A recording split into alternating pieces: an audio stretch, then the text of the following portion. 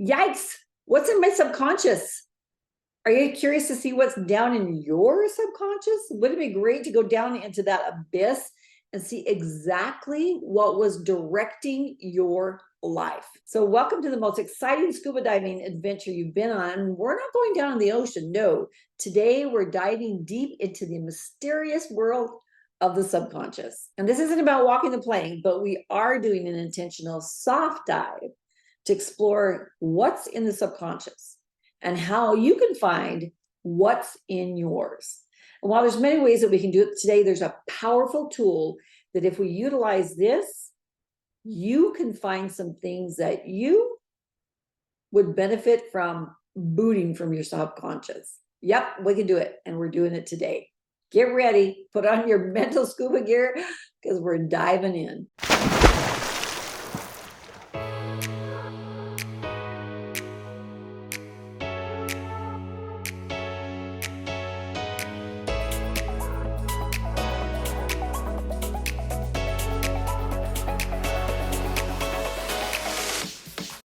You are sailing on the vast ocean of your consciousness. And in the horizon, you see all these tips of icebergs. Now, hang on, don't tune out. I know you know the analogy of the iceberg when it comes to the conscious and the unconscious mind, but we got to go there to be able to get where we want to go today. Just a reminder, the peaks above the water, they represent your conscious mind, or 5% of your thoughts and your actions and those things that you're aware of. But up there, we make conscious decisions. While beneath those waves are the uncharted waters of the subconscious. It's that mysterious abyss of 95% of your thoughts and your feelings and your behaviors. So let's start by understanding the big difference between the two. Your conscious mind, it's like the captain of the ship. It's steering and making choices in the world. It's where your decisions are made about your house, your car, your career, your daily choices, your decisions. But meanwhile, in the subconscious, it's working tirelessly to carry out the orders that your conscious mind is giving it and following through with all the thoughts that you're giving it. And it doesn't discriminate between good or bad or true or false. It just acts.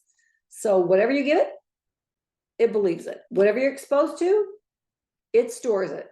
And it helps you make life decisions and reactions based on what you have stored. Another really amazing thing about the subconscious is that it controls everything about your bodily functions. I mean, think about it. When was the last time you had to remind your body to breathe, right? Nope, subconscious got it. It's taking care of all those orchestrations to keep us alive. So why do we even need to know what's in our subconscious then? Well, it's recording our life as we have interpreted it and experienced it. Those amazing memories. Remember the successes, the highlights, the happiest moments. Do you remember those? What's yours? Well, you know you can ask your subconscious, right? What are my happiest memories? They'll start to bubble out. But feel the emotions that are down there. Down there, there's also those repetitive things that we've done, the things that have created competency or the skills or the habits that we have. So like riding a bike, playing the piano, hopscotch, it's all down there. There's also those not so strong things, not so happy things, that if we can find those and process them, they can actually become a strength for us. So I'm talking about the life experience that had a negative or a limiting pull on our potential. Because of what we experienced, imagined, interpreted, we've got these limiting beliefs that are literally holding us back from our full potential. And some of them are holding us back from our potential in our relationships, in our careers, in our happiness and our fulfillment, and really from having joy in our life. Isn't that a compelling enough reason to want to find out what's in your subconscious? So I want to clarify, we all have limiting beliefs. We all have things that we need to weed out. It's just part of living. So searching for what is in our subconscious is part of life. It's just sorting out the good from the bad. So there's nothing shameful about cleaning up our subconscious. Now I want to repeat that. There is nothing shameful from cleaning up what's in our subconscious. Empowerment comes from finding those things that don't serve us and doing something to change it. So did I mention it records everything? It records everything, your life experiences, or should I say your interpretation of your life experiences. Remember that chocolate bar you sneaked into your bedroom after all the family went to sleep at 11 p.m. and you loved every bite? Yep, that's recorded. When you were younger, remember that cutting remark you said to your little brother when he asked for your help? Yep, that's recorded. And it's recorded in the subconscious of your little brother. Oh no! Yep, the things that we say and do to others gets recorded in their subconscious. And what they say or do to us gets recorded in ours. So, whoa, maybe we should have paid a little more attention about the things we said to our brothers and sisters and parents and family and friends. Ooh, sorry. So it's all recorded. And here's a caveat. Every night, whatever you experienced, unless you do a conscious job of cleaning it up and sorting out the emotions, the brain, when it falls asleep, file cabinets everything. It processes everything, files it away for retrieval at another time. So in episode number 80, Thought Training Wheels, we talk about how you don't want to take drama to bed with you because it's kind of like taking stinky laundry with you. Who wants to sleep with that, right? But if it's not cleaned up, then you have to carry it around in your subconscious. So the subconscious mind is really a catch-all net. Go ahead and say that with me. It's a catch-all net. Now the conscious mind, it can process 40 bits of information per second, which seems like a lot of information, right? 40 bits a second. Subconscious, 20 million bits of information per second. That's 500,000 times more than what our conscious brain is. So it is drinking everything in at warp speed and filing it away in our subconscious. I have teens say to me all the time, it really doesn't matter if I listen to explicit music because I don't even hear the lyrics. Or people say, oh, it doesn't matter if I'm watching violent movies. It's not like I'm going to kill anybody. It's not like it's going to affect me. That subconscious is absorbing everything. Let me tell you a story about a friend of mine that would always swear when she wanted to punctuate something. And even though I'd say, hey, don't say that word, find a better one. But she'd always say it. And profanity wasn't my jam. But one day I was riding a horse and it took off with me. And I'll be darned if that word didn't just like come out of my mouth. And I don't know who was more surprised, the horse or me. But bottom line, because I had been exposed to it, it had been filed away in my file cabinet, ready to come out when I got into a really stressful situation. So when we say, things aren't affecting me, we have to be really careful what we're exposing ourselves to, because it's all down in there, ready to come out with retrieval. Now, here's the kicker. It's processing all this information, but there is no truth filter. It is not discerning between what's coming in. There's nothing going, whoa, wait, stop. Don't believe that, or don't think that thought, or whoa, this is not for our good. No, it just brings everything in. Now, knowing that, doesn't it make sense that we got to do a subconscious cleanup all the time? Daily is kind of a good thing to do before you go to bed. Go back to episode number 80 and listen to it, because whatever's in that catch-all net, that's how we interpret life, and that's how we react in life. We react to our perception. Have you ever been someplace with someone and they remember it one way and you remember it another way? Reality is one thing, but perception is everything. Perception is your reality because that's how you have processed it. But you're processing it through the filters of your life. So maybe your friend sees it this way and you see it this way. When we have distorted filters or lenses, doesn't mean that it's bad, but it's just our perception. So the cool thing is the subconscious is doing an amazing job of recording everything that's transpired in our life. And it's that rich tapestry of our life that's going to have those beautiful things, and it's going to have some of those things that we can benefit from processing. So in this catch-all net, how do I process out the barnacles and keep the pearls of wisdom? Well, that's why you're here, right? Well, you got to get curious. And we're going to use one tool. So get out your flippers. We're going down. Remember, in your subconscious can also be those PTSD, traumatic things that have happened in your life. And sometimes that requires a master diver to take that dive with you. That could be a psychologist or a professional that can help you maneuver through those feelings and emotions. We're not going to dive that deep today, but the dive we're going to do is something that everybody can participate in. And it may even encourage you to go even deeper. So what's that word I threw out before? Transmuting. One of the fastest ways we can find some things within our subconscious that we benefit from transmuting is to pay attention to this statement. When there's a trigger, it's time to figure. When there's a trigger, it's time to figure. Figure what? It's time for us to stop and analyze what brought about that emotional reaction or a trigger, because a trigger is something where we physically or emotionally react to it. It's strong. It's not like we're going along like, oh yeah, that happened or I heard that. No, it's like we have a response to it. When there's a trigger, it's time to stop and figure. It could be something that annoys us, it irritates us, it frightens us, whatever it is, that's a trigger. And pay attention to it. We may think that a trigger is just an annoyance, but oh my gosh, it's actually a gift that may indicate something that's down in that catch-all net. So think about the last time you were triggered. Was it when you were cut off in traffic? Was it a colleague that you were judging and couldn't stand to be with that day? At school, did they forget to save you a spot and now you're feeling lonely and isolated?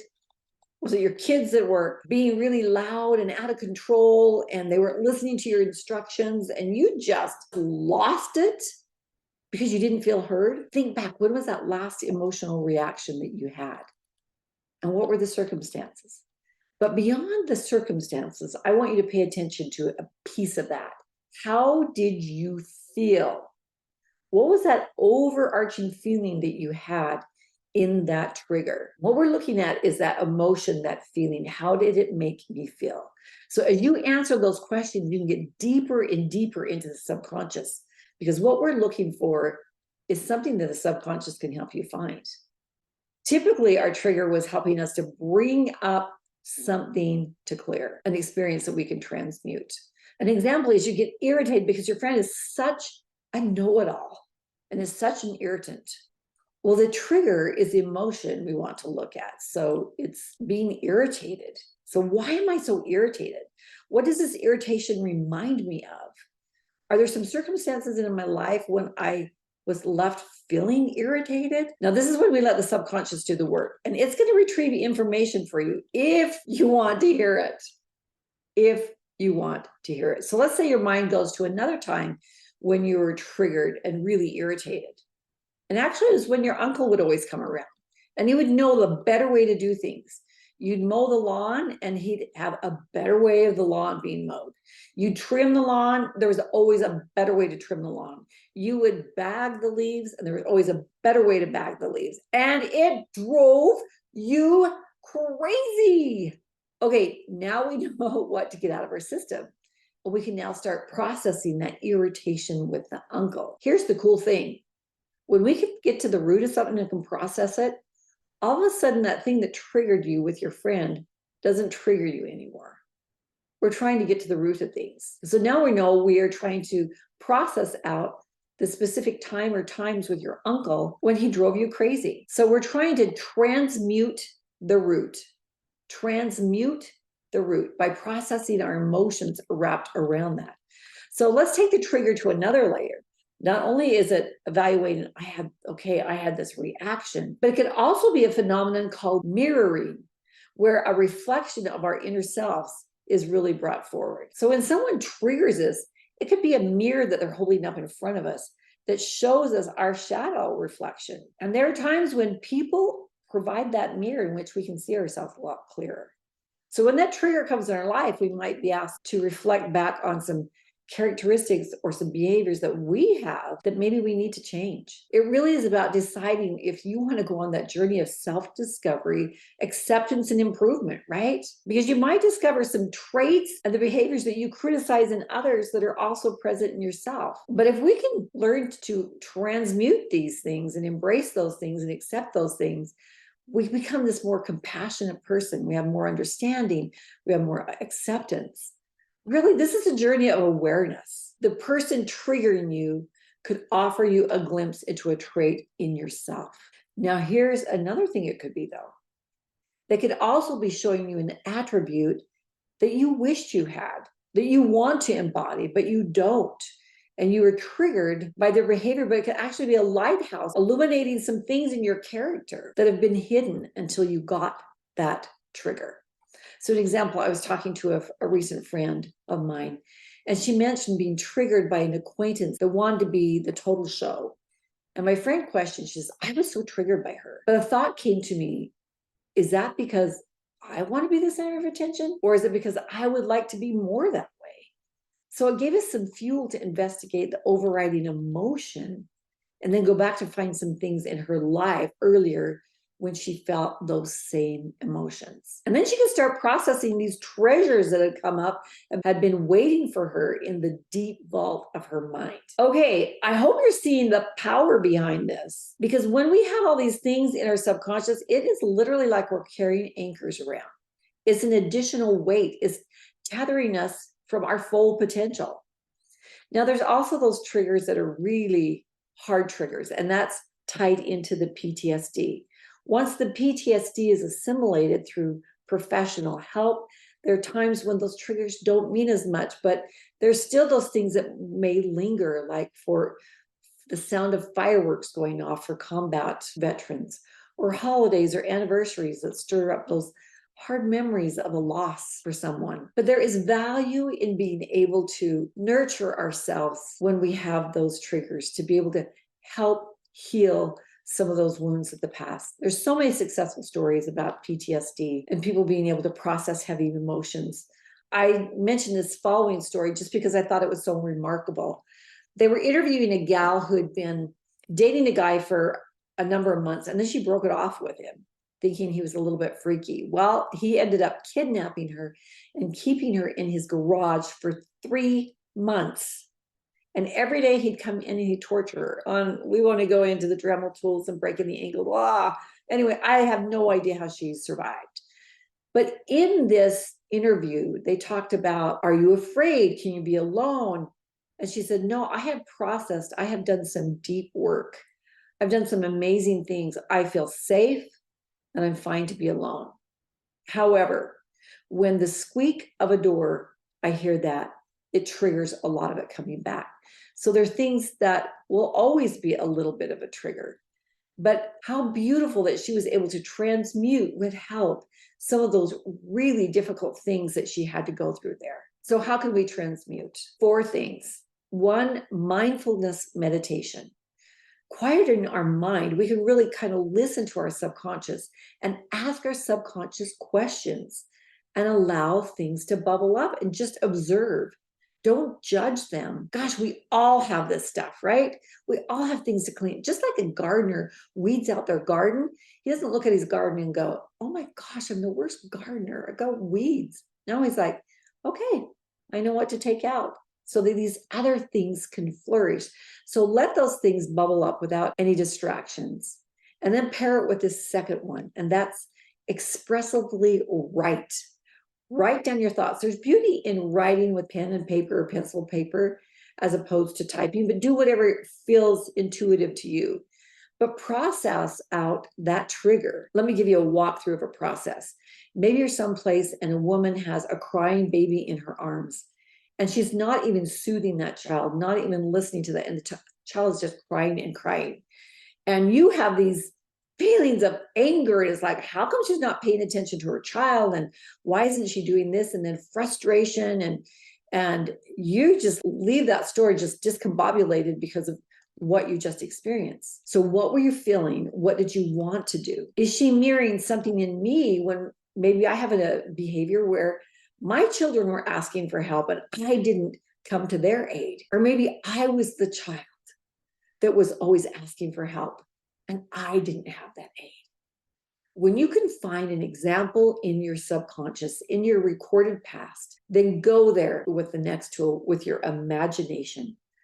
Go there to that child, whatever age you are, if you're a teenager, if you're a young child, and give that child what they need. If they weren't feeling heard, hear them, let them talk, express love for them.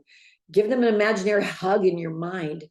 Your mind, this is what's so incredible. Your mind doesn't know the difference between it happening and being imagined. So use your imagine to create some healing in your life. When you have a high emotion along with that, your mind doesn't know the difference, and amazing things can happen. You can transmute that experience by going back in your imagination and making reparation. Now, is it really happening in real life? Is your parent or whatever going to come back and say, sorry, I didn't pay attention to you? No, but you are going to bring balm to that child or that teenager or that younger mom version of you and give him what they need and fill them with love and motivation and nurturing. Now, those first 2 points are things that you can do for yourself. The meditation, be able to get things up, and then writing, using your imagination to role play. Change the story. Change the story that's in your mind. Change the story that's in your subconscious. Bring around something better.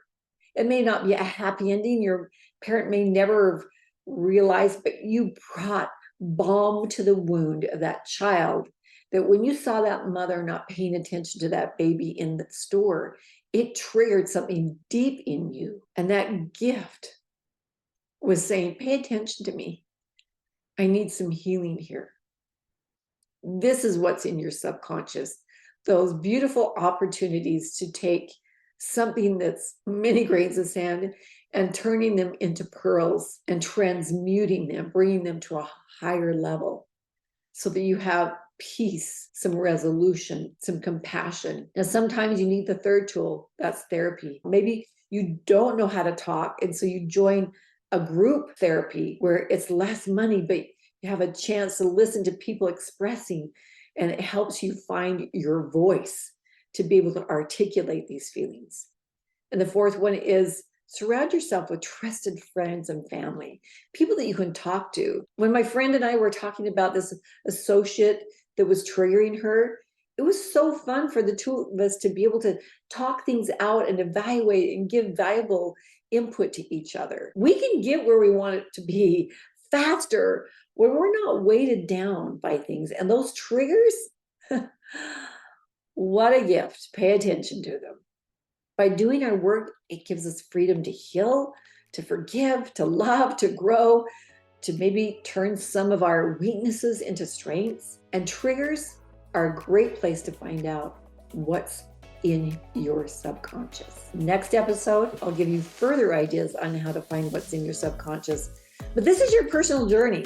If you want more information or support or help, Level Up Empowering Possibilities is a home study course that helps you through using science, understanding your thoughts, your mind, your motivations, and awakening in you the imagination you need to be able to create the life that you want. We can also train you to be able to facilitate it for your tribe, for your classroom, for your group, for your family. Let us help you. We are creators and we create the life that we want. Thanks for tuning in. If this was a benefit to you, pass it on, subscribe, and thank you. We'll see you next time.